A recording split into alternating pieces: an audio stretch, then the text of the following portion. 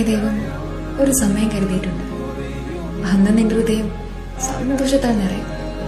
നീ ആഗ്രഹിക്കുന്നതിനും അപ്പുറം ദൈവം നിനക്കായി തരും.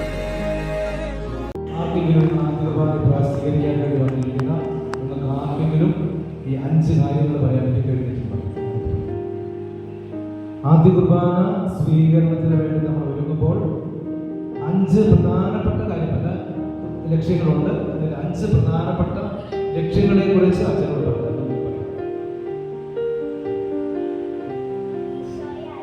ഈശോയെ അറിയണം, ഈശോയെ സ്നേഹിക്കണം, ആശ്രയിക്കണം, സ്വീകരിക്കണം. ഈശോ നല്ലൊരു കൈയടി നമുക്ക്